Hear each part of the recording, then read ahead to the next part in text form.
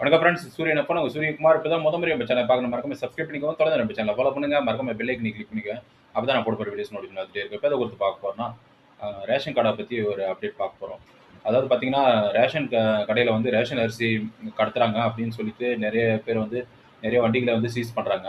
அது பார்த்துருப்பீங்க. நிறைய வண்டிகள் வந்து ரேஷன் கடையில் வந்து ரேஷன் அரிசி வந்து கடத்துறாங்க அப்படின்னு சொல்லி நிறைய தமிழ்நாடு முழுக்கும் கம்ப்ளைண்ட்டாகவே இருக்குது. அதில் லாஸ் ஆகுறத விட பார்த்தீங்கன்னா, இன்னும் எதில் கூடுதலா லாஸ் ஆகுதுன்னு பார்த்தீங்கன்னா, இப்போ வந்து ரேஷன் கார்டு இருக்குன்னா, ரேஷன் கார்டுல வந்துட்டு பார்த்தீங்கன்னா, அதில பயனாளி இறந்துட்டு இருப்பாரு. ஆனா, அவங்க குடும்பத்துக்கு வந்து அரிசி போகும். அதில வந்து பார்த்தீங்கன்னா, அதிகமா லாஸ் ஆகுது. அ அதனால வந்து பார்த்தீங்கன்னா, ரேஷன் கார்டுல இறந்தவங்க பேர வந்து உடனே நீக்கணும், அவங்க குடும்பத்திலருந்து அப்படின்னு சொல்லிட்டு அறிவிப்பு வெளியிடணும். அதனால வந்து கூடுதலா அரிசி போகுது. இத வந்து கவர்மெண்ட் கண்டிப்பா லாஸ் ஆகக்கூடியது தான். அதனால வந்து பார்த்தீங்கன்னா, ரேஷன் கார்டுல இறந்தவங்க பேர் இருந்தாங்கன்னா, அவங்க பேர வந்து உடனே நீக்கிறதுக்கு வந்து அனைத்து வட்டாட்சியர்களும் உத்தரவு பிறப்பிக்கணும் அப்படின்னு சொல்லி நம்ம சேனல் சார்பா நம்ம கோரிக்கை வைக்கிறோம்.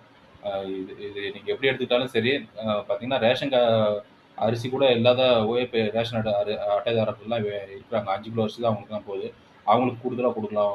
இந்த மாரி எக்ஸ்ட்ராவா போறத வந்து தவிர்த்துட்டு ஓஏபி ரேஷன் அட்டைதாரர்களுக்கு குடுக்கணும் அப்படின்னு சொல்லி தான் நம்ம இன்டென்ஷனோட இன்னைக்கு வீடியோ போடுறோம். இது போன்ற அப்டேட் மற்றும் விழிப்புணர்வு தகவலுக்கு தொடர்ந்து நம்ம சேனலை ஃபாலோ பண்ணிட்டே இருங்க. சூரியகுமார், சூரியன் எஃப்எம். Thank you.